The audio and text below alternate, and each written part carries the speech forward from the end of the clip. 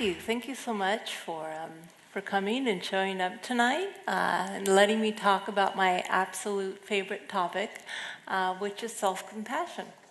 So I thought maybe I'd just give you a little sense of how I got involved in self-compassion and really how I came to devote my life to this topic, which really is my life's work. It happened back in 1997. I was at the University of California at Berkeley getting my PhD, and basically my life was a mess. I had just gotten a divorce. It was really messy. I was feeling a lot of shame. I was feeling a lot of stress about would I get my PhD, and more importantly, afterwards, would I get a job with my new PhD? And so I thought, okay, I'm under a lot of stress. What can I do? Well, I had heard that mindfulness meditation was good for dealing with stress. And this is Berkeley, mind you. I don't know if you've heard about Berkeley, but there's like a meditation center on every single corner in Berkeley. So I went to learn meditation, and really to my great surprise, the woman leading the group talked about the importance of self-compassion, talked about how key it is that we can support ourselves, that we can be a good friend to ourselves when things are difficult. And it was really a light bulb moment for me. It was in that moment when I thought, wow, I'm allowed to be kind to myself. It was a revelation. And I really started treating myself differently. And I was amazed at how quickly it made changes in my life. So I guess this is all a way of saying that although I am a scientist and I do research self-compassion, and I'll be talking a bit about the research, I don't know if you think this makes a good scientist or not, but the reason I research self-compassion is actually to prove what I already know from my own personal experience, and that is that self-compassion is a really powerful way of improving our well-being and helping us when we need it most. All right, so what is self-compassion, right? The term's been thrown around a lot, and it's getting, apparently Reader's Digest calls it a trending health term, self-compassion. So what is it? There's kind of a more informal and more formal way of defining what self-compassion is. The informal way is kind of what I just referred to. It's treating yourself with the same kindness, care, and tenderness when you're suffering that you would show to a good friend you cared about. So I actually want to take a moment so we can look at this question in terms of, how do we treat our friends versus how do we treat ourselves? So I'd just like you to consider for a moment. You can close your eyes if you want, or just kind of go inward. I'd like to ask you two questions, right? So the first question is thinking about some recent times when you had a good friend or someone close to you, someone you cared about, who came to you and they were really struggling, right? Maybe they had some big failure or a relationship issue and they were feeling inadequate, or they were just really having a hard time in that moment. Think about when a good friend has come to you in that situation, what types of things do you usually say to your friends when they're having a hard time or feeling bad about themselves, right? So, and it's not only what you say to your friends in that circumstance, but what's your tone of voice, right? How do you relate to them? What's your body language like when your friends come to you who are suffering? So just take a moment to kind of think about that.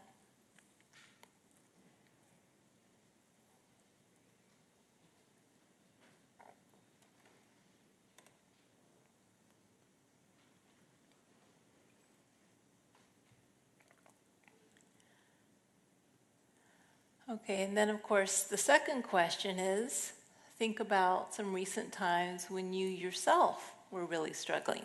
Maybe you had a big failure, you made a mistake, you felt inadequate about something, or you were just really struggling with something in your life. So what types of things do you typically say to yourself in such situations, right? What types of language do you use? And again, really importantly, what tone do you use with yourself? Okay, so again, think about that for a moment or two.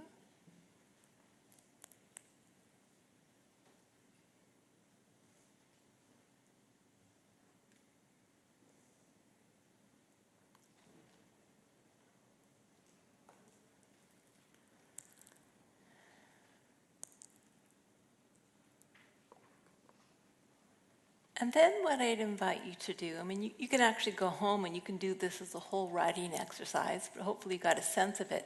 What I'd invite you to do is turn to the person next to you and just discuss, is there a difference? Okay, so just discuss. You don't have to say what you say to yourself, but is there a difference?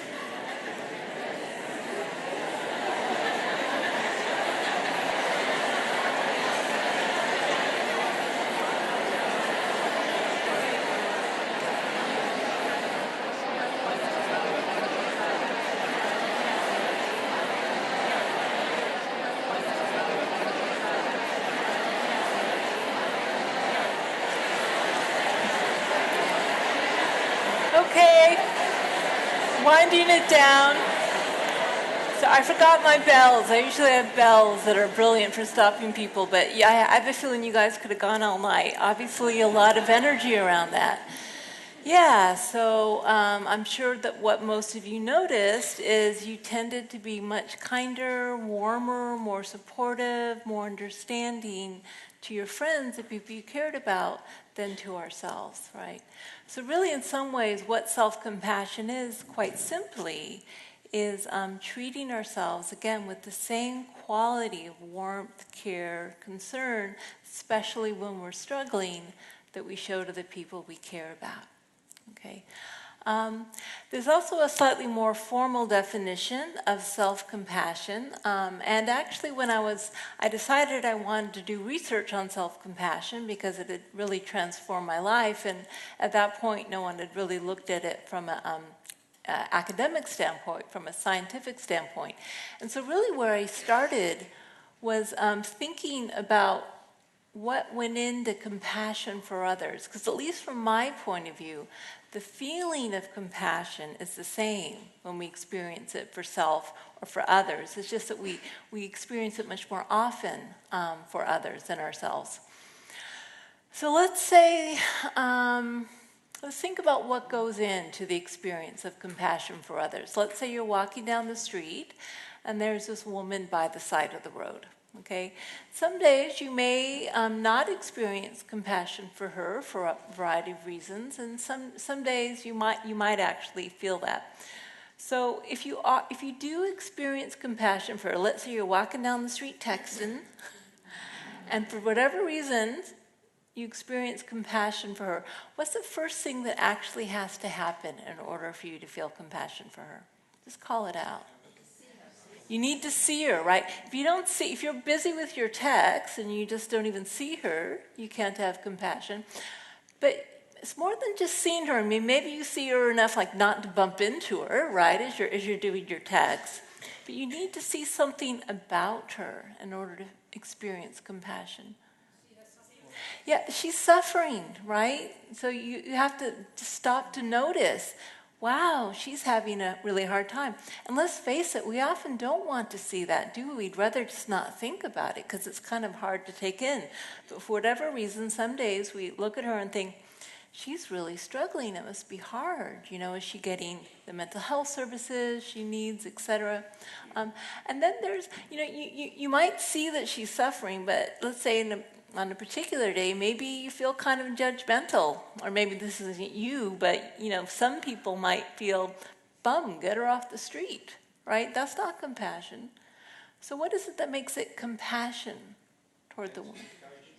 Sorry, what? Identification, right? Right, you need to identify with her. Mm-hmm. Empathy, right. So empathy also in the sense of like you need to care about her suffering. Instead of like a harsh judgmental response, your heart opens to her. When you feel compassion, it's an open-hearted feeling. There's some tenderness, there's some care there. And then as people said, you also have to identify with her. In other words, what's the difference between compassion and pity? You know, we all know we love to receive compassion from others, but we don't like to receive pity from others. What's the difference? You want to do something to help. With pity or compassion? With compassion, you want to take an active role to... Yes, so with compassion, there's this action element. But when people pity us or when we pity others, there's often a sense of separation, of looking down on somehow this person is less than I am. And that's why we don't like to experience being pitied, because people feel sorry for us. So compassion, actually the root word for compassion, compassion, is to suffer with. It's a sense of common humanity. You know, there but for fortune go I. This could be me in different circumstances. There's a sense of equality between you and the other. So really, thinking about what went into compassion for others, this is my definition of self-compassion, is that it entails these three basic components: kindness, common humanity, and then the noticing, which I refer to as mindfulness. So let me just explain these a little bit more. All right, so in many ways, this sense of self-kindness versus harsh self-judgment, this is the most salient aspect of self-compassion. This is when we do treat ourselves like we treat a good friend. We're an inner ally rather than an inner enemy. There's also, as someone said, an action component to compassion. As a matter of fact, when they take brain scans of people who experience compassion, their motor cortex is often activated. In other words, there's a desire to help, a desire to alleviate suffering. So with self-compassion, that often takes the form of active comforting and self-soothing, really asking yourself, what do I need? And then can I give it to myself? And by the way, just to say, I tend to use the word suffering, meaning any sense of emotional pain, large or small, because compassion, by definition, means a desire to alleviate suffering. But some people hear the word suffering and they have an image of, maybe Jesus on the cross or some really big suffering. You don't have to interpret it that way. From my point of view, self-compassion applies to all suffering, big or small. If you don't like the word suffering, just every time I say it, replace it with like emotional struggle or emotional pain. Okay. So the sense of common humanity is also really key to self-compassion. Remembering that everyone is imperfect and everyone lives an imperfect life. Now, of course, logically we know this, don't we? If I were to ask any of you, is there anyone in the world who's totally, entirely perfect? No, I know His Holiness the Dalai Lama came here, but he probably even has his bad moments, right? Even someone like the Dalai Lama probably isn't completely perfect, although maybe comes a bit closer than some of us.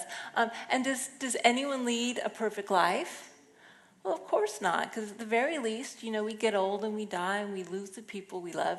So we know this logically. We know that imperfection is part of the human experience. But what happens actually at the emotional level when we fail or we make a mistake or, something really difficult happens in our life? Irrationally, our reaction is, this should not be happening. Something has gone wrong. Think about it. It's really worth trying to catch those moments with yourself. Something has gone wrong. I wasn't supposed to fail. I wasn't supposed to make a mistake. I wasn't supposed to have this difficult life challenge thrown my way. Of course, please, anyone here sign that contract before they were born saying that, nothing would ever go wrong, they would never make a mistake? Of course it's supposed to be this way. This is what it means to be human. But we forget it in those moments of struggle, and what happens is we feel isolated in our imperfection. We feel isolated in our failure. It's as if, from the irrational point of view, it's as if everyone's leading a perfectly normal, unproblematic life, and it's just me who's struggling in this way, right? So with self-compassion, we really turn this around and we remember that actually this is the shared human experience. Our moments of suffering actually unite us. They don't disconnect us. And I remember, I have a personal story where I saw this so powerfully in my own life. It was about about 8 years ago now, and I was with the park with my son Rowan. He was about 5 at the time. And my son Rowan is autistic. So I was there at the park, and I was there with a lot of other mothers who were with their children. And, all the other kids were laughing and playing and chasing each other and seemingly having these, wonderful times. And my son Rowan was up on the slide, just stimming away, just hitting the slide, not interacting with anyone, not interacting with me either at that point. So I actually started to go down the path of self-pity. I started thinking, why me? Why can't I have a normal, happy, unproblematic relationship with my child like all these other mothers and their children? But luckily I caught myself because I've been practicing self-compassion a lot. So I pulled myself out of the rabbit hole of self-pity. And I said, Kristin, wait a second. You're assuming that all these other mothers are going to grow up with perfectly unproblematic relationships with their children? Come on, surely some of these children will develop maybe physical health problems or mental health problems or have tragedies happen in their lives, or maybe they just will end up not getting along very well, right? And I realized what I've been doing is I was forgetting that actually the fact that we struggle with our children and we have challenges and we love them anyway, that's what united me with all those other mothers. It's not what disconnected me. And the second I remembered that and I reframed it, my entire experience changed. And I went from feeling isolated and alone and full of self-pity to my heart being really open and feeling connected to all these other mothers and myself. So the common humanity aspect of self-compassion is really key, remembering that this is the human condition. It's nothing wrong, nothing abnormal.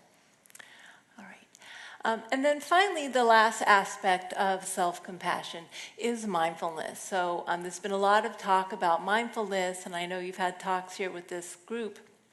So mindfulness refers to the ability to turn toward and be aware of what's happening in the present moment and accept that it's happening, even if we don't like what's happening.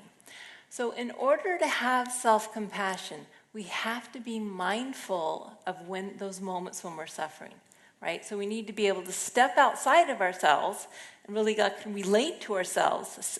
Self-compassion is a self-to-self relationship. We need to step outside of ourselves and say, wow, you're really having a hard time right now. But we need to do it in a kind of objective way. Mindfulness has balance and equanimity built into it. It's not running away with the dramatic storyline of, how terrible things are, so awful, my life's going to come to an end. That's a process I call over-identification. So with self-compassion, we're mindful, we're aware of when we're suffering, but we don't get lost in our suffering. So I thought I'd give you a little felt sense of what I've been talking about, but I call the gestures of self-compassion. And I'd actually like to start with the gesture of the lack of self-compassion, what that feels like in our body. So I'd invite everyone, if you've got something you're writing with, just to place it down for a second. And I'd invite everyone to put your hands out in front of you like this. And give your fists a good old squeeze. Okay?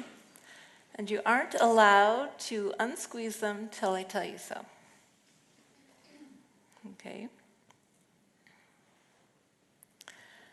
So when you make this gesture of squeezed, tight fists, what emotions does this evoke in you? What mind state does this raise? What does this feel like?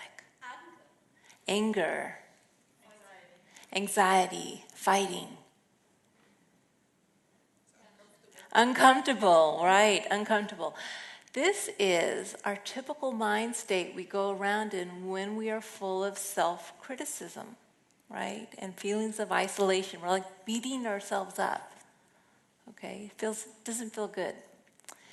Now, you've got my permission to open your hands and just let them raise up to the ceiling, open like this. Okay, so what changes emotionally for you? What what does this bring up, this gesture? Freedom. Calm, open, peace. So this is actually, you might say, a gesture of mindfulness. What happens when we stop fighting our experience, fighting ourselves, and just kind of open, accepting things the way they are. It feels a lot more peaceful. Now if you put your arms in front of you like this, right? So what might this evoke in you? Childlike. Embracing, hug. Warm, right? So you might see this as a gesture of common humanity, what it feels like when it's not just ourselves.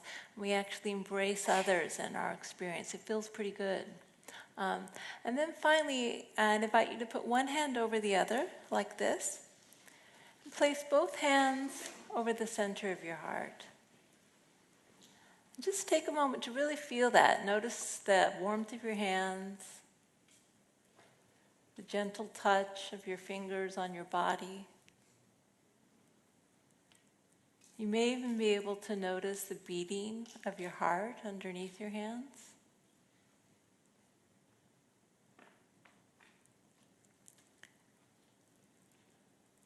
Okay, so what happens, or what arises for you when you make this gesture? How does this feel like?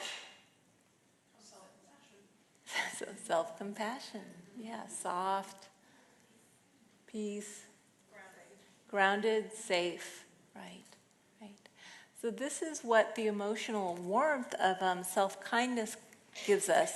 And you might say it's a gesture of self-compassion in general. So again, if you want to know what self-compassion feels like, it's letting go of this, opening and accepting ourselves, embracing others, and opening our heart to ourselves with kindness. Yeah. Okay. So, you may be thinking, okay, yeah, maybe. Kind of makes sense. But this is like the raised eyebrow moment. But you may still have some misgivings about self-compassion. Things, well, maybe it's okay, but do we want to be too self-compassionate? Or actually, maybe it's the case that when you told your friends you were coming to a lecture on self-compassion, you got that kind of reaction, really? Right? So culturally, our society, at least in the West, doesn't really support self-compassion. In fact, our culture tends to warn us against self-compassion. So what are some of the misgivings we have about this? What are we afraid of when it comes to self-compassion, or what do we think may not be so good about it? Sorry, what? That you'll overindulge it. You'll be self-indulgent. Yes, there was another one I couldn't make out. That you're a wimp. Yeah, it's so funny. About 5 years ago, a New York Times article came out about my work, and I was so proud and happy. And I really naively thought every single comment, online comment, would be positive. I really did. Fully a third of them were negative, and one comment stands out in particular. Someone wrote, "Oh, great, just what we need, a nation of sissies." Right? So there's this idea that it's wimpy, that it's weak, it's for sissies. What else? It's airy-fairy, right? Maybe touchy-feely. It's not like scientific. It's selfish, right? The word self's in there. Self-compassion. Isn't that selfish? Right, so it gives you an excuse not to do something. Maybe it'll undermine your motivation. You'll be lazy, yeah? You won't learn. Did you say something after that? You won't learn from your mistakes. And maybe, as a matter of fact, you won't even take responsibility for your mistakes, right? So those two go hand in hand. Anything else? You haven't earned it, right. Yes. Yeah, that's not so much a fear of self-compassion, but certainly a block people have to being self-compassionate is they feel they don't deserve it. So, it used to be when I would give lectures on self-compassion, I would give lots of eloquent reasons why I felt that these misgivings were actually misconceptions. And now really we have the research to show that these misgivings are not actually founded in terms of the actual impact of self-compassion on us. So just to say, you can see the field of self-compassion research has absolutely exploded. So back in 2003, I published a paper defining self-compassion and a scale to measure it. And now I can't even keep up with the literature. It's really just growing so quickly. The majority of research, not all, this is starting to change, but the majority of research is still done with a scale I developed way back when to measure self-compassionate attitudes, basically just behaviors corresponding to these different elements of self-compassion, right? And so what we know from the research, right, is that self-compassion is strongly linked to well-being, to psychological well-being.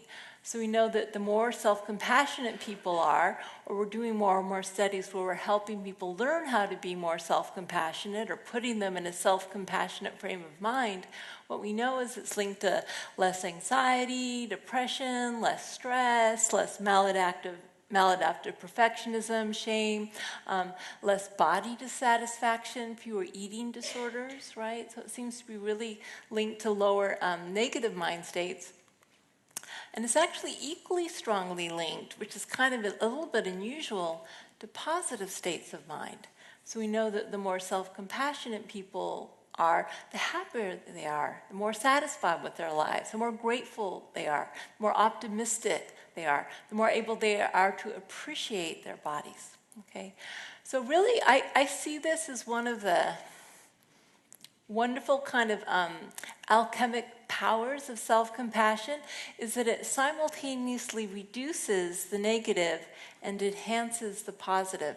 And that's because if you think about what self-compassion really is, if you want a different way of describing the three components of self-compassion, it's really a way of, a form of loving, connected presence. It's kind of a more evocative term than self-compassion. When we are in a state of self-compassion, we are in a state of loving, kindness, connected, common humanity, presence, mindfulness. So when we apply the balm of loving, connected presence to these negative mind states, it soothes and calms and alleviates the suffering at the same time that this is a very positive state of mind. So it does both simultaneously. So the idea that self-compassion is selfish, right? Or some people even might be afraid it's narcissistic, right? Being kind to yourself as opposed to others. So actually, when I first started doing research in self-compassion, I was really interested in how it differed than self-esteem. Okay, so we know that like self-esteem, self-compassion is linked to psychological health. We know self-esteem is good for psychological health, but it also has some downsides, right? So self-esteem, for instance, is usually derived from social comparison, a feeling special and above average. Self-compassion isn't linked to social comparison the way self-esteem is. You don't have to be better than others to feel good about yourself. You just have to be a human being who's flawed and imperfect like everyone else. The sense of self-worth linked to self-compassion is much less contingent than the self-worth linked to self-esteem. So self-esteem, if you think about it, we feel good about ourselves. We have high self-esteem when we're successful. And then the moment we fail, or we blow it, our self-esteem deserts us. It's really a fair weather friend. And so our sense of self-esteem tends to go up and down based on our latest success or failure. So what we know with self-compassion is it's much more stable. We can still have this sense of value and kindness even when we fail, especially when we fail. So it provides a more stable sense of self-worth, and it has no link to narcissism the way that self-esteem does. So is self-compassion weak? Right? So really the research literature now is showing that it's probably one of the most powerful sources of coping and resilience and strength we have available to us, right? So just, a lot of studies in this area, but just to give one, I actually had a dissertation student who examined the self-compassion levels of veterans coming back from Iraq and Afghanistan, and she found that veterans' level of self-compassion was more predictive of whether or not they would develop PTSD 1 year later than the level of combat exposure they faced. right? So think about it. It wasn't just what happened to them when they were overseas that determined whether they got PTSD. It's how they treated themselves. Again, were they an inner ally or an inner enemy? And every single time, if you're an inner ally, you're going to be stronger and more able to cope than when you cut yourself down constantly. And this is true with a lot of, coping with cancer, coping with divorce, a lot of life challenges. Again, self-compassion is actually linked to more motivation, not less motivation. We know people who are more self-compassionate, they're less afraid of failure. It's safe to take risks because if you fail, that will be met with kindness as opposed to harsh self-judgment. So people are less afraid of failure, they have less performance anxiety, and then when they do fail, they're more likely not only to try again, but to keep trying, right? And then also we know that self-compassion is linked to taking more responsibility for personal mistakes. If I'm a very self-critical person and I just, kind of made some big faux pas in my relationship, I don't want to admit it, do I? I'd really rather blame it on the other person if I could possibly get away with it. Self-compassion makes it safe to admit when we've made a mistake and to apologize and try to repair things. Self-compassion is linked to healthier behaviors. It's not self-indulgent. People who are more self-compassionate, they're more likely to exercise. They're more likely to eat well, to stop when they're full. They're more likely to visit their doctor. And think about it. It's just like a mother. A lot of this is really, we could understand self-compassion in terms of how a compassionate parent relates to their child. A compassionate mother doesn't let their child eat all the ice cream they want and skip school, right? A compassionate mother says, eat your vegetables, go to bed on time, do your homework. The same thing with self-compassion. People who care about themselves take care of themselves and their health. This one, self-compassion is selfish, right? All I can say to this point is, the self-compassion scale I developed, you can actually take it on my website and get a score. Some of you may be on the dating market, like Match.com, one of those online dating services. I would suggest before you agree to that first coffee, get their score. Maybe not. But we know that people who are more self-compassionate, they're rated by their partners much more positively. They're rated as being more intimate, more giving, more supportive of autonomy. They grant freedom. They're less angry. People are much happier, more satisfied with self-compassionate partners. And that's because if you can meet a lot of your own emotional needs, if you can, be in the state of loving, connected presence with yourself, you actually have a lot more to give to others. So it's not at all selfish. It really helps everyone you come into contact with. So we do know, you might be wondering, are some people more self-compassionate than others? Yes, that definitely is the case, and it probably won't surprise you to know that it's strongly linked to early childhood experiences, right? So people who grow up in families where there's secure attachment, parents are responsive and loving, children tend to have self-compassion. Where it's insecure, parents are inconsistent or neglectful, people tend to be harder on themselves. Or similarly, people with very critical parents tend to be more critical toward themselves.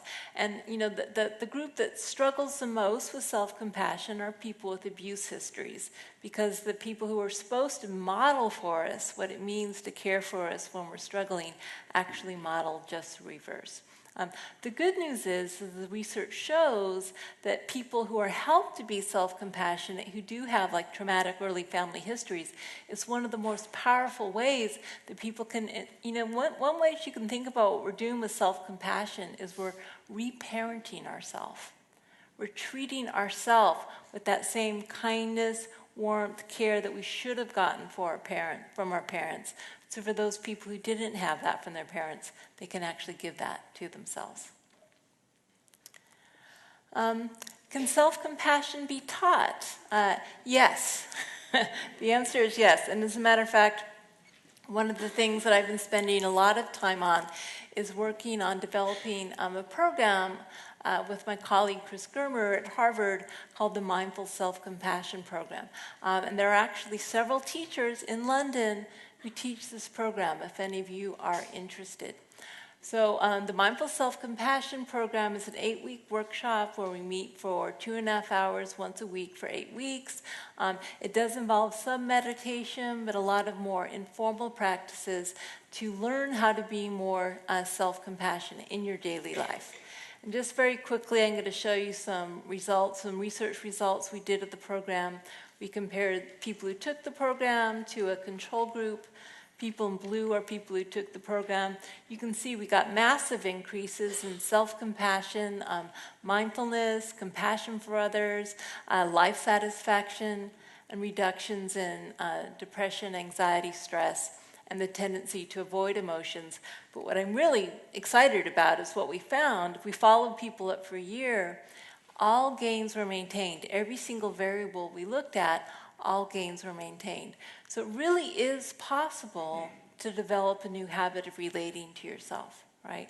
So with just a little bit of practice and a little bit of intentionality, you actually can learn to be supportive to yourself, to respond differently, especially when you fail, and it can make a lasting impact in your life. So what I want to do now, actually, I'm going to be taking questions at the end, but I really want to give you a practice from the Mindful Self-Compassion Program, what we call an informal practice, something you can do on the spot that might help you be more self-compassionate the next time a little bit of suffering arises, which is likely to be quite soon, right? Yeah, if you're willing, if you're really not in a mood where you don't want to do this, that's fine, you don't have to, but if you do, perhaps I'd invite you to put your, I don't know if you have stuff in your hands, to kind of free your hands.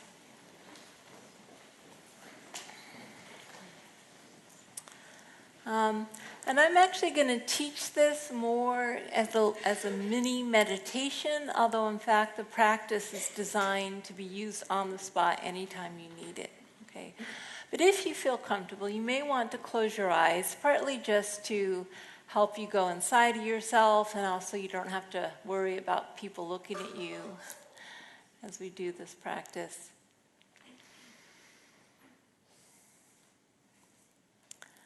Okay. So this is a practice that uses the 3 elements of self-compassion to help us respond in a new way to challenge or difficulty. And to do so, we actually have to call up a little real-life challenge or difficulty. Okay? So I would invite you to think about some situation in your life right now, a real situation that's causing some emotional struggle. Okay, this may be a work issue, a relationship issue, a health issue. And because we're learning this new skill and because we're in this kind of public context, I would advise you not to choose an overwhelmingly difficult problem you're facing in your life. Something that's, a challenge, but not overwhelmingly so. Maybe something that's like a 4 on a scale of 1 to 10.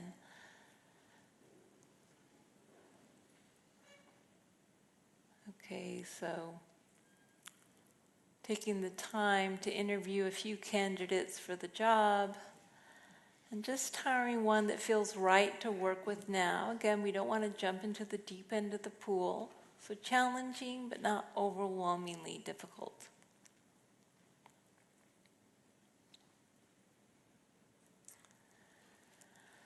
And let yourself really get in touch with the situation. What's going on? Right? What's happening? Who said what? What might happen?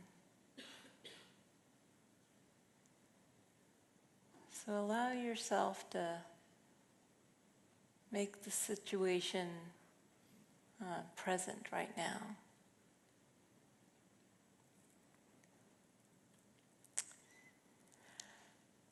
Then I'm going to be saying a series of phrases that actually help remind us of the three components of self-compassion. All right, the first phrase is, "This is a moment of suffering."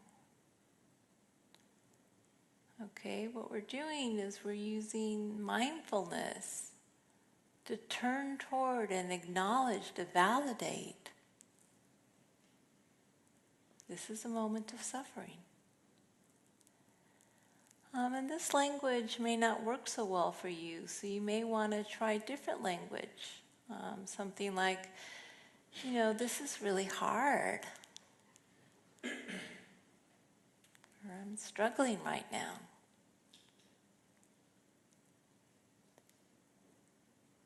So using whatever language feels natural for you to mindfully acknowledge that, emotional pain is present.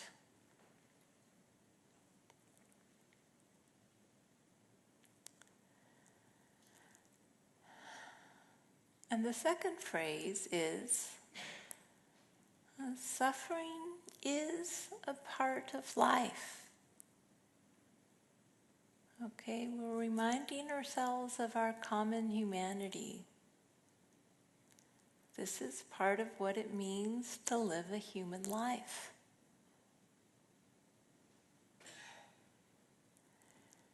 And again, finding language that speaks to you. It may be something more like, it's actually normal to have things like this happen. Or maybe, I'm not alone. There are many people, surely, who feel this way.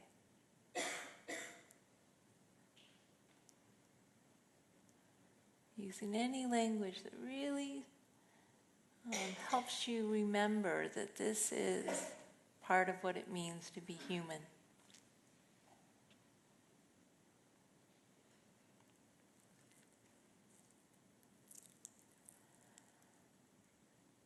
And then the last phrase is, may I be kind to myself.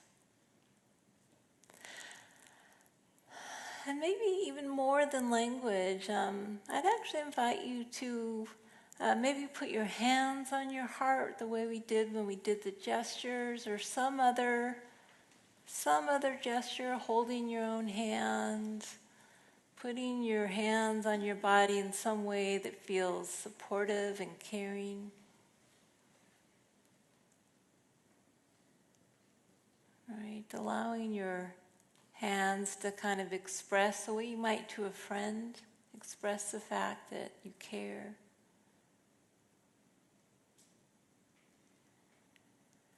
And then again, using language that really expresses this kindness, this tenderness. And you may even, try calling yourself by your own name, or sweetheart or darling, if that feels natural. If it doesn't, don't. But words like, I'm so sorry, this is so hard. I'm here for you.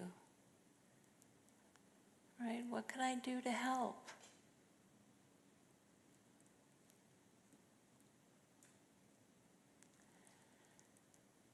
In fact, sometimes it can be useful to think of, what would you say to a close friend who was going through the exact same situation you were, who was struggling with the exact same issue? What would be your natural response? What would you say, and what tone of voice would you have?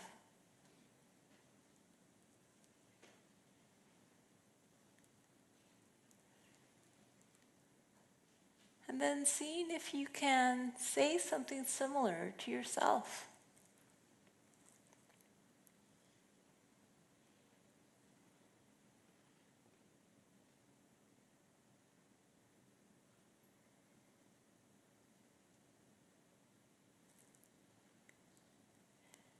noticing that this may feel awkward, it may feel unnatural, but what we're doing is we're planting the seeds of kindness and compassion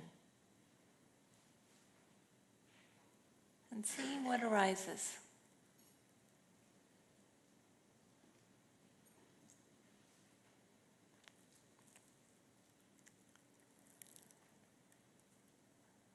Okay, and then dropping your hands, right, and then slowly opening your eyes.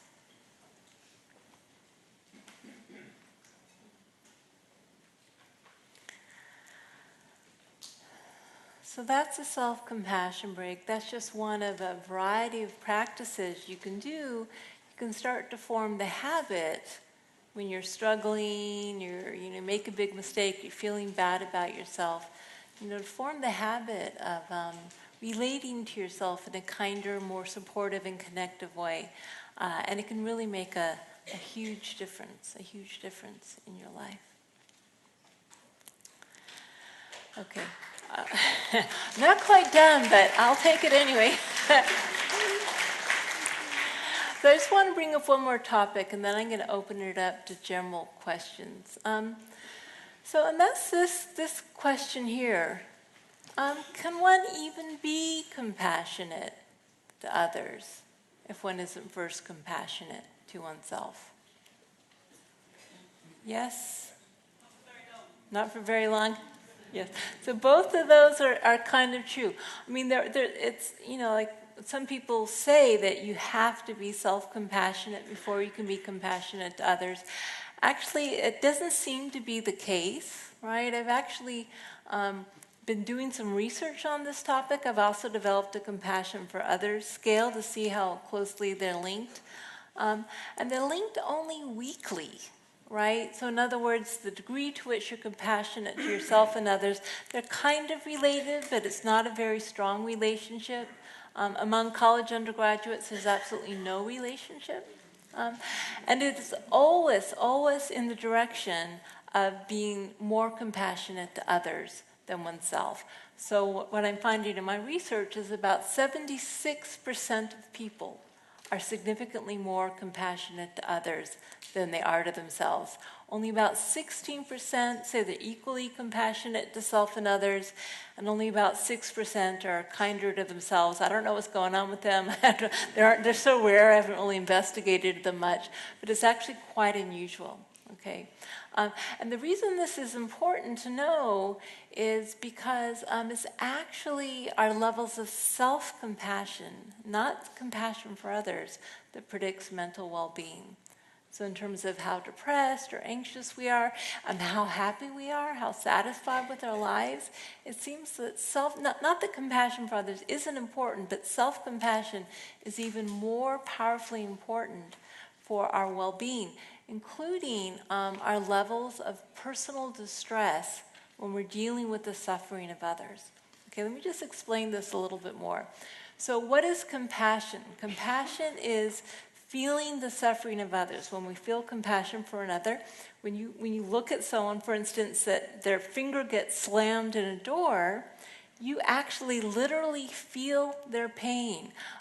There's something called mirror neurons we have in the way the brain is structured that creates something called empathetic resonance. So when we are compassionate to others, when we open to their pain, the reason we don't like to do it is because we don't want to feel their pain. So when you're being compassionate to others, you're actually literally in your brain registering their pain. And what that means is that we can get distressed by being compassionate to others. And especially for professional caregivers, people whose job it is to be compassionate to others, nurses, therapists, doctors, first responders, a lot of parents who are people dealing with their elderly parents maybe, or their children. When we are compassionate to others all the time, when we empathetically resonate with their pain, it can actually burn us out. So we actually need self-compassion in order to be able to give compassion to others without burning out. In other words, we can do it, and a lot of people do it. I would guarantee that there are many people in this room right now who who are very kind, compassionate, giving, caring people to others, and who treat themselves radically differently. So it is possible, but it does eventually kind of inevitably lead to burnout. When you give and you give and you give and you don't replenish your own batteries, you are going to get drained. So self-compassion is really key to sustaining giving compassion to others. And we do have some research on this point that people who are more self-compassionate, they suffer less burnout and caregiver fatigue, and they're actually more able to be satisfied with the role of being a caregiver. And in fact, sometimes, again, this coming back to this point that people think self-compassion is selfish, that we should just be focused on giving compassion to others. But empathetic resonance goes both ways.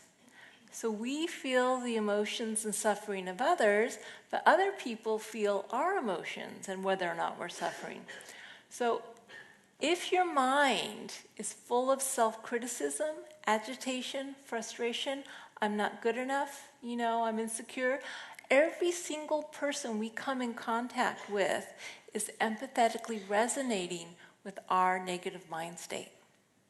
But if our mind is full of self-compassion, remember another way of thinking about this is loving, connected presence. If people who we care for and we're interacting with are interacting with loving, connected presence, they are actually directly being impacted by our mind state. So we aren't so separate. We think of ourselves and others as so separate. We're really deeply connected. Even at the neurological level as human beings, we're constantly picking up on each other's emotions. So practicing self-compassion helps the people you're caring for and also helps sustain it. And just really, finally, to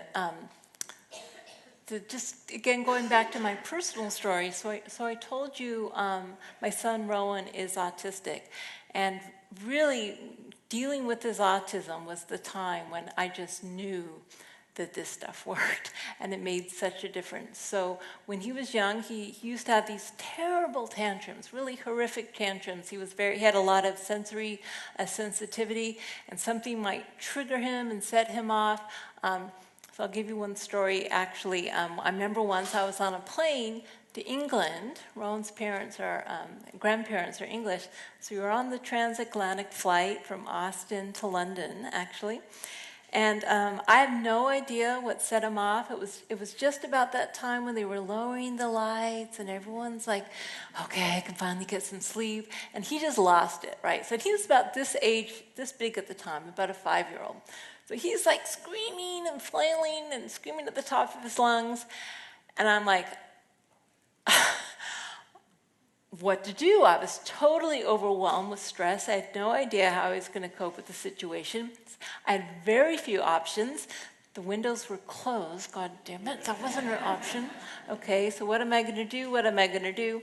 So I had the brilliant idea that I will take him to the toilet and take him inside and let him tantrum in there, and it will kind of muffle the sound of his screams, maybe.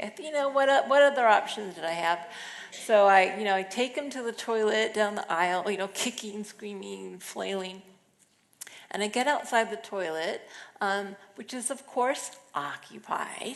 So I couldn't, my last-ditch plan didn't work, so there I am. And I knew at that moment, but I had been practicing self-compassion. I knew that I had this resource. I had this resource of self-compassion available to me. Even in this horrific moment, I could call on my own self-care. So what I did is I spent maybe 5% of my attention on Rowan to make sure he wasn't harming himself or, hurting anything. And I just flooded myself with compassion. This is so hard for you, darling. I'm here for you. It's going to be okay. I even though it was in public, I was giving myself soothing touch. I didn't care. I knew I needed to support myself in that moment. And what I found when I did that, and this happened any time Rowan tantrumed, is he calmed down. Right? So in those moments when I let myself be agitated, or if I started criticizing myself, maybe thinking I made some parenting mistake, I would get agitated, he would ramp up. But the second I could give loving, connected presence to myself, he would calm down. So I really learned from firsthand experience that self-compassion is not only necessary to maintain compassion for others, but it actually is itself an act of compassion for others. Because everyone who comes in contact with us benefits from our more peaceful, loving state of mind. Okay. And now we can have questions.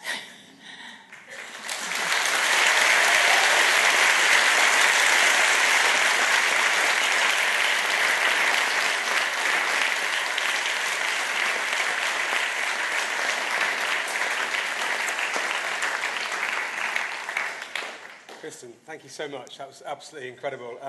I know you're going to have lots of questions to ask. I wondered if you wanted to say a little bit about other resources while just that's some on of the screen. resources. So if you just Google self-compassion, my selfcompassion.org website will come up. Again, you can take the self-compassion scale. I have guided meditations, exercises, a ton of research on there by myself and others. It's really your kind of one-stop shopping, self-compassion resource. And then also, if any of you are interested in our Mindful Self-Compassion program, taking a deeper dive and learning about how to actually be self-compassionate in your daily life, if you go to centerformsc.org, and you can also see who's teaching it in London and maybe take a course. Okay, and we'll send them the follow-up email tomorrow as well, which we can have some of these links and Kristin's kindly offered to sort of share links to other things that might be helpful. There's also this lovely book about self-compassion, which has got what we've heard this evening and so much more, which is available as well. But I'm sure you've all got lots of questions to ask. So let's, we've got microphones actually, because it's so full this evening, we've got microphones downstairs and upstairs. So let's try and be brief in our questions so we've got time for people, but also wait for the microphone to get to you. So let's start with this lady here. I was wondering about your more recent research looking at self-compassion versus compassion for others and those statistics you had. I wondered how much of that was just self-reported or how much of that was kind of corroborated by the others in those people's lives. Yeah. And whether the difference So is there. at this point, I haven't even published this data yet, the 86% figure. I gave a paper on it, so it's very new. We did control for social desirability bias for what that's worth. I really do think it's not just a phenomena of self-report. I've taught thousands of people about self-compassion, and I think it really is a real phenomena that people are much harder on themselves than they are to others. Yeah. So. Can I just try something, Kristin? How many people here, by show of hands, would say that they're quite compassionate to themselves anyway, generally? Okay, so maybe 5% maximum, which I think backs up your point. Yeah. It's not typical. Yeah. And so really, although it's wonderful, all these programs to increase compassion for others, and a lot of people are talking about the need for more compassion in our society, I actually suspect that the block, because what makes us react, what makes us feel like, I just can't handle this is terrible, feelings of inadequacy, feelings of failure, kind of the personal distress people feel. I think ironically we almost need to start with compassion for self first, and then maybe we'll be able to sustain compassion for others. But we certainly need to include it in the picture. I think it's incomplete without it from my point of view. Thank you. So, okay, let's be fair. Have we got a microphone upstairs? Is there one upstairs? Let's take a question from upstairs then. Seems we don't do that so often. Has anyone got a raised hand up there? I can't see so well. There's a hand up here somewhere. Quite a few hands. Oh, sorry, there's a bit of a journey to do there. Yes. Let's also see a show of hands down here so we can get a microphone to somebody for the next question as well. Okay. So we'll come to this gentleman here, Alex, next, but let's hopefully take this one up here first. Hi. Hi. Just wanted to express some gratitude, first of all, for your work. I trained with Brené Brown, and as you know, your work is fantastic in her work, and I've just done the online course. Oh, yes. Plug. I just did an online course with Brené Brown. You can get on my website. So thank you for the plug. Welcome. Yeah. Thank you. We planted him there. Okay, good. Yeah. I grew up with a critical father and a disappointed mother. Yes. So I've internalized both those voices as those are what I need to help me move forward. Yes. And I struggle with self-compassion as motivation. Yes. Yes. And you talked about it here, and you talked about it in the course as well. And I wonder if you Yes. could give me some tips on how to move away from the self-critical voice towards the voice of self-compassion. Yes, so a really important key to helping move from self-criticism as our main source of motivation to self-compassion is actually to turn with compassion toward our inner critic. So often people, they start learning about self-compassion and they start to think the inner critic's this devil that sits on their shoulder. They want to get rid of it, and self-compassion is the angel. In fact, self-criticism has a role. So typically, the reason we internalize voices of people who criticized us, or a big reason we criticize ourselves, is we want to stay safe, right? We either want to criticize ourselves before someone else criticizes us, or often in the case with young children, the reason we internalize the voices of critical caregivers is we have to believe them. You can't say as a 5-year-old, I'm sorry, Dad, you are so off base, right? That's just not safe to do so. So once we really understand that our inner critic is trying to keep us safe, but typically he's doing it with the psychological sophistication of a tantruming 2-year-old, right? It's like, danger, danger, don't do it, and it's screaming and tantruming, because that's the only way it knows how to express itself. But it's usually, its intention is good. Its intention is to point us to some perceived danger and keep us safe. So when we can actually turn toward our inner critic with compassion and understanding and interest, listen to the message it has to tell us, then that's when it's much easier to allow another way to motivate ourselves, and that's what the compassion itself, right? And we all know, we've all had like coaches. We had the really mean critical coach who tried to use shame as a way to motivate us, and that kind, encouraging, supportive coach who really believed in us and really helped us and used constructive criticism. We all know that works better, but we just need to kind of get out of the habit of listening to one voice only. That was a long answer, but... Thank you so much. I think the microphone's now down here. Okay. Hi. Thank you so much for your work. It's just really such a gift. I heard you on one of the Sounds True recordings, I think, on the brain, and I just had to come here. I had a question about shame, because I work a lot with trauma. Yes. And I'm wondering if self-compassion is a form of antidote to shame. If shame is sort of a disintegrating influence on the self. Yes. Is self-compassion sort of a reintegration in some way?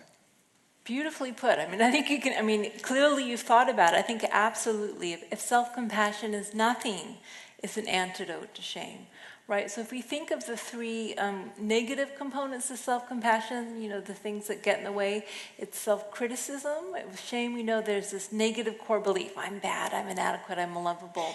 A sense of isolation, right? What shame does is it makes us feel we are all alone. And so common humanity directly counters that sense of we're all alone. And then over-identification. So over-identification is not only did I do something bad, I am bad. And so the mindfulness actually helps us, like what they call defuse from our thoughts and have some space around it. So you may be interested to know, actually, self-compassion is positively linked to guilt, shame-free guilt, and negatively linked to shame. So what's the difference between shame and guilt? Like I said, well, actually, I'm going to tell you a better example. My son, he's so brilliant. He totally was able to explain the difference. We were driving in the car together the other day, and I was singing along to the radio. And I got to say, I have some shame about my singing voice. I'm no Beyonce, okay? But I was singing along to the radio, and I said, "Oh, I'm such a terrible singer."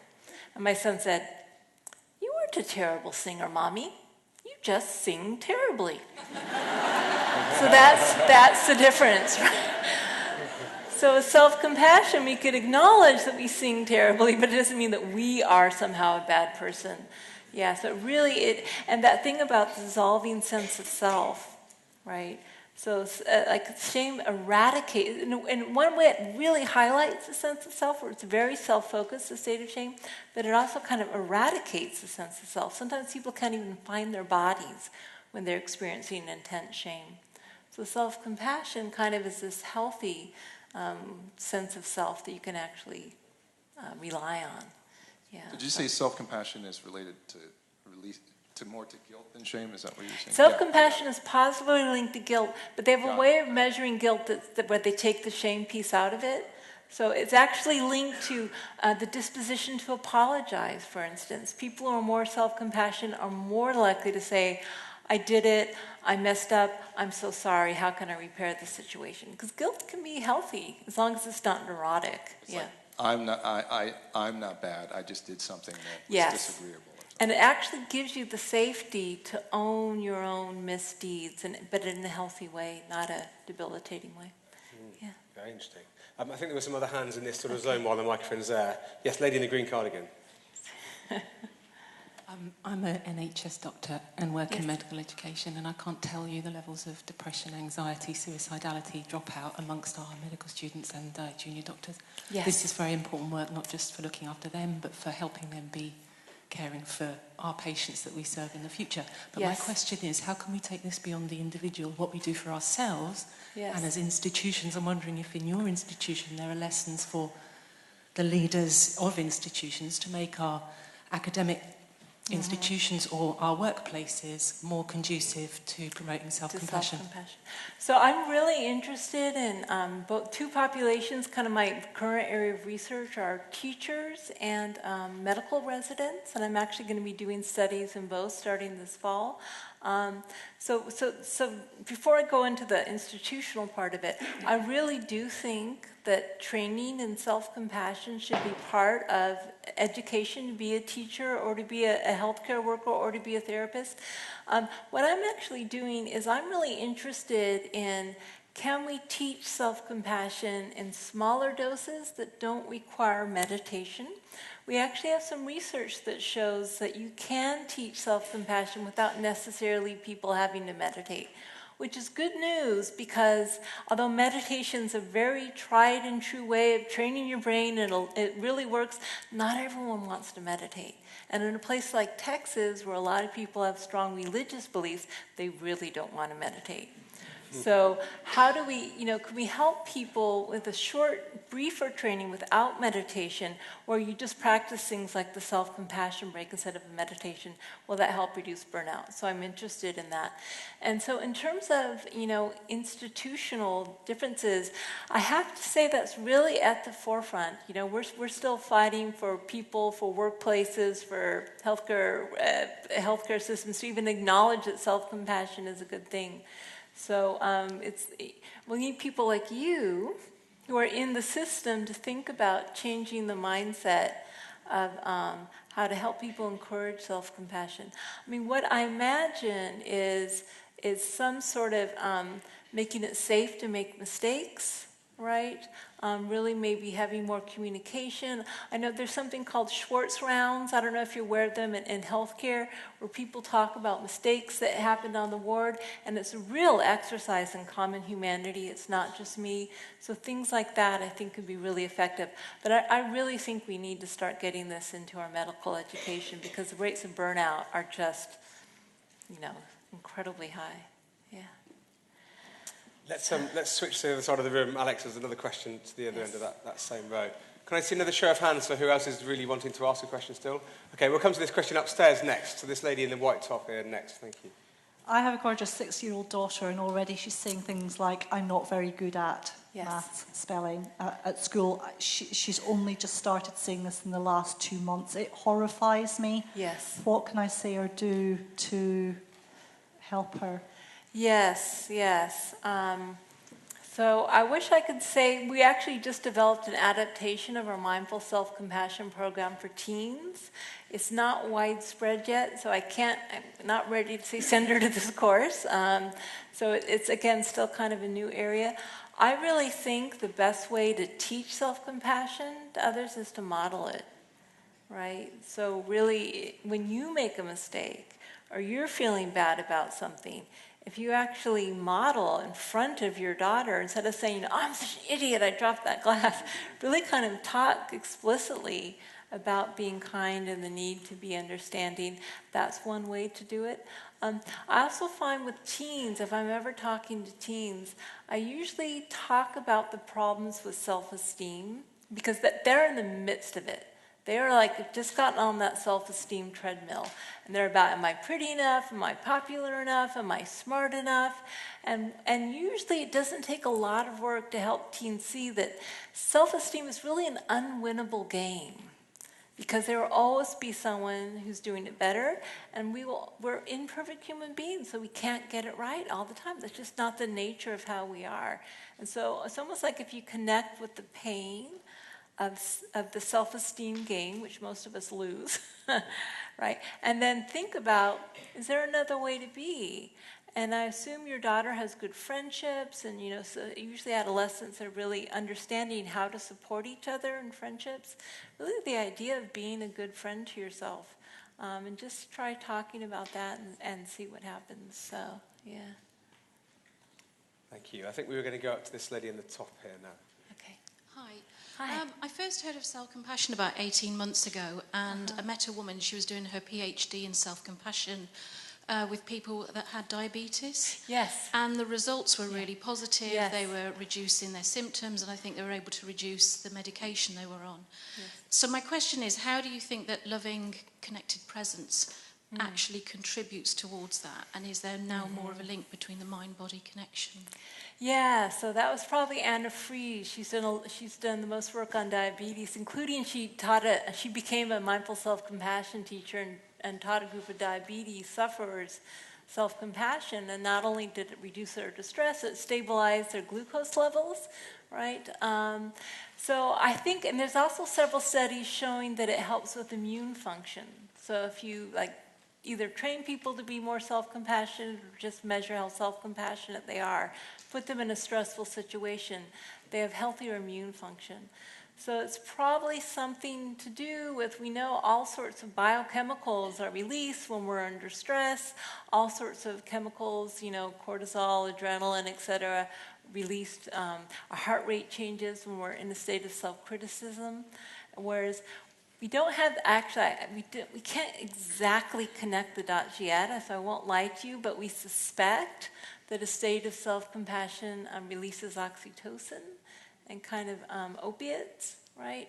So it's very likely that by changing our mind, we're actually changing our biochemistry, which then has direct impacts on our functioning. There was one study that came out of telomeres and showed that self-compassion was actually linked to longer telomeres, which are, without going into it, predicts longer lifespan. So much more to be unpacked, but you can, when we just did the exercise, you could feel it. You can feel it in your body. There's something physical going on. It's not just mental. We're seeing that more and more now. Kristin, I'm going to slightly take advantage of my position having a microphone here and ask you my own question, which is...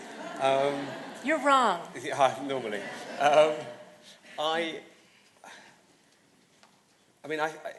You said an interesting thing to me when we were talking before the event about contrasting sort of mindfulness practice where people may have to practice for a number of minutes or hours a day with the fact that self-compassion is something that you can potentially do in a more instantaneous way. And you've shown really clearly this evening these amazing benefits in terms of relationships and health and all these incredible things, telomeres, as you just said. If you had to say the one thing that we could do on a day-to-day basis that in your experience would make the biggest difference, is that something you've already covered, or is there a particular thing you do that really, really helps? I think really for me what self-compassion boils down to is warmth. Warmth, right? Think about it. As babies, we are designed to come into the world, but not only physical warmth, but emotional warmth. This is really key to our survival and mental well-being. So if you can just think, what did I just say to myself? Is that warm and supportive or not? And again, it is what you say, but it's also the tone. I think tone is really huge. So just really asking yourself that simple question, noticing how you speak to yourself, asking, was that warm and supportive or not? And if not, just change what you say. And it will feel weird at first. I'm gonna tell you, you'll feel like, oh my, this feels strange, and I don't believe it, but you actually do develop the habit of speaking to yourself in a kinder, more supportive way. And after a while, it starts to become your first instinct, your first habit. So I would just say, yeah. Thank you, that's very helpful. Yeah. Okay, we've got time for just a couple more questions, then we need to wrap up. So let's just see some hands. We'll take this one down on the front row, but I'm conscious of the fact we haven't taken many from the back. Anyone at the back of the room who's got a hand raised? Okay, let's have a look at anything back upstairs. Where am I missing? Okay, let's take this one now. Yeah. Kristin, thank you so much for your talk and your research and what you've shared with us. It was really beautiful. I just wanted to ask a quick question about, in Buddhist psychology, there is a concept of metta or loving kindness. Yes. And what is the difference or similarity between self-compassion and loving kindness for self? Yes. So they're very strongly related, right? So loving kindness, you might say, is goodwill. Loving kindness typically, directed towards self and others. And the idea is, the difference with compassion is really just that suffering is present. So some people say, when loving kindness meets suffering and stays loving, it manifests as compassion. Or there's, I think it was Lama Yeshe who said, when the sunshine of loving kindness meets the tears of suffering, the rainbow of compassion appears. So it's kind of this idea that, so it's the same, but the reason I actually think oftentimes loving kindness meditation, which basically involves saying phrases, generating goodwill to yourself, the reason I think it's not as directly relevant to self-compassion, although it does raise it, is because it's not in the context of suffering. So we really need to practice holding suffering in love, you might say. And it feels different than just generally wishing that yourself be well and be happy. So they're two sides of the same coin. But I think from a pragmatic standpoint, the way you cultivate each is slightly different. We teach both in our program. Yeah. We have two people vying to do the final question of the evening. I'll allow you to choose. No, that's your job. I saw this gentleman here first, so let's take the final question here. Okay. I think it's more of an acknowledgement than a question. I wanted to acknowledge Rowan, actually. Yes. I wanted to acknowledge your loving, connected presence with Rowan and just say how inspiring it is, that empathetic resonance. And I'm sure there'll be many people in the audience who perceive people and events and things around them as persistently problematic, but I just wanted to thank you and Rowan for teaching us so much about being at peace, and that loving, connected presence is so inspiring, so thank you. Thank you to Rowan as well. Thank you to Ron. He's my biggest teacher. Actually, some of you may have heard of him. There's a film and a book called The Horse Boy. And so that's me, and that's Rowan, and that's kind of, if you want to know how in the world I survived going to Mongolia, traveling across to the outer Mongolia on horseback to consult with shamans, it was my self-compassion practice. And if you watch the documentary, you get bonus points if you see the moment where I put my hand on my heart. There is a moment. You've got to look for it. Okay. Kristin, thank you so much for being here this evening. It's been an absolutely amazing event and so much to learn and take in. Before we show our appreciation to Kristin once more, and you can all go away and check this book out and follow up on some of these resources, just to let you know very briefly about what's coming up. We're having a bit of a break over the summer with Action for Happiness events in this context, but in September we're starting up with some fantastic new things again. In September we have Richard Burnett from the Mindfulness in Schools programme talking about young people and well-being. In October we have Professor Tanya Byron here talking about living well in the modern world and the sort of challenges we face around digital media and that sort of thing. In November we have Ed Halliwell doing a talk on mindfulness beyond the hype, looking at kind of what that means, the bigger societal implications of mindfulness. And in December an event on happy communities and how we can make a difference locally and some of the work that's happening in communities around the UK. So please do stay in touch and join us for those, but more importantly, please join me in giving Kristin a huge thank you for this evening's experience.